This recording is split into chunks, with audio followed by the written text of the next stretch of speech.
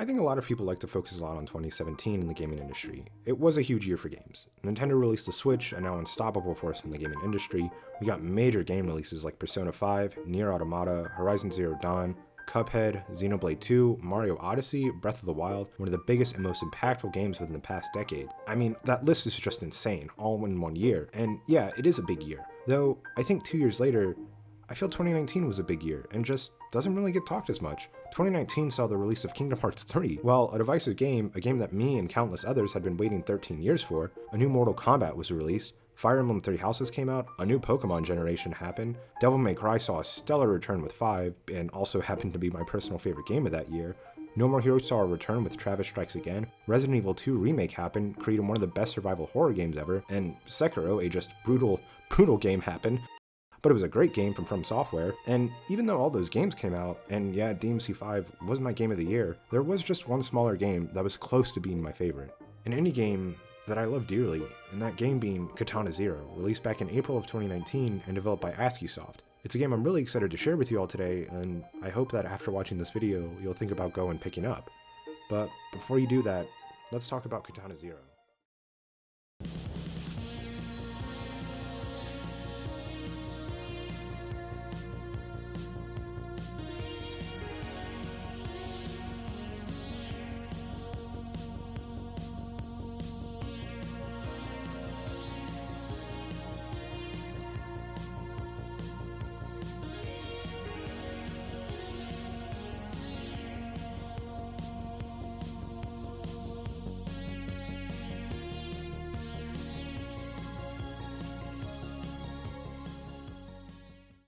Katana Zero is a side-scrolling action game where you play as the character known as Zero, an amnesiac assassin who's taken on hit contracts from a psychiatrist, where after each mission he's given a drug to help him recover, but also to help with his ability he possesses.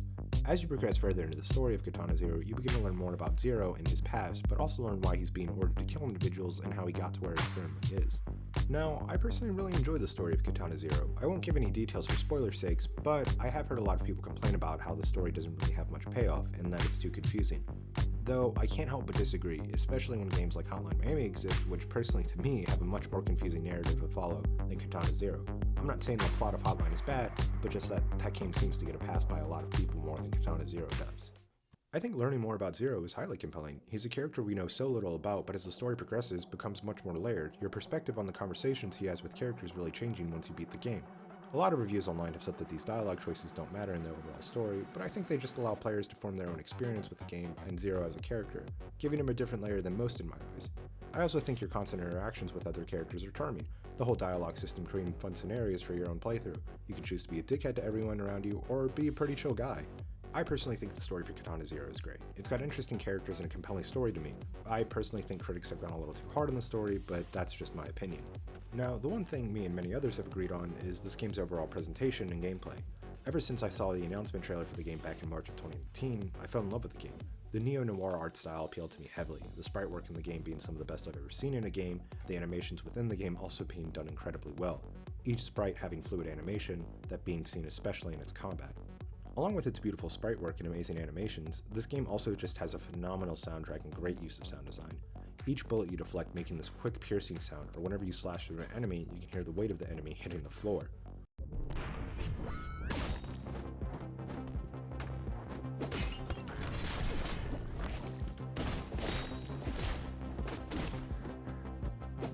Along with this game's sound design, its synthwave-inspired soundtrack just perfectly fitting with the game's tone and aesthetic.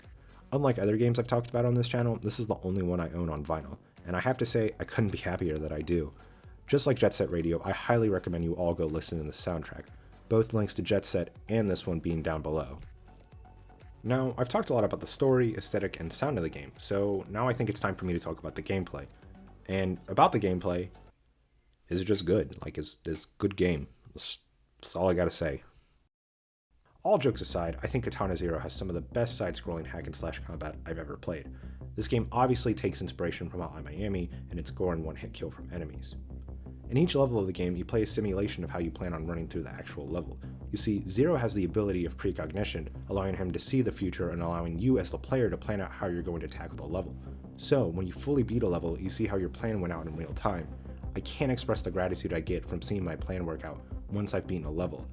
Zero also has the ability of hyperfocus, so when you're planning a run, you can slow down time around you and encounter enemy attacks. This game's combat is super satisfying with this hyperfocus ability. Slowing down time and deflecting bullets and then seeing them reflect insanely fast and hitting an enemy, it is extremely fun. Now, while using the hyperfocus ability is fun, using it too much can feel like a cheat at sometimes. But, at least for me, I would try to use it as little as possible the further I got in the game, just to see how far I could make without using it in a level and just to see how good I've gotten at the game itself. Combining the game's soundtrack, aesthetic, gameplay, it honestly has made for one of my favorite gaming experiences I've ever played in my life, and Katana Zero is also up there with one of my favorite games of all time. I know it's really cliche to say that an indie game you love is highly underrated, though I do wish Katana Zero got more love. It was nominated for the Best Independent Game in 2019 at the Game Awards and received high review scores when it was released.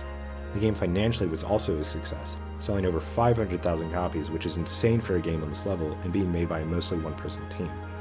Just this past September, gameplay for the DLC appeared, marking more content for the game to be released soon, and I couldn't be more excited.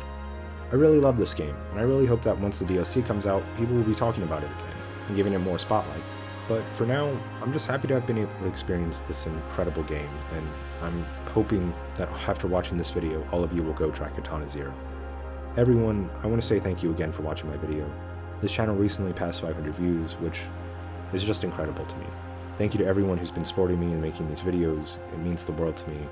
I'll see you all next time, but until then, be safe and have yourself a good one.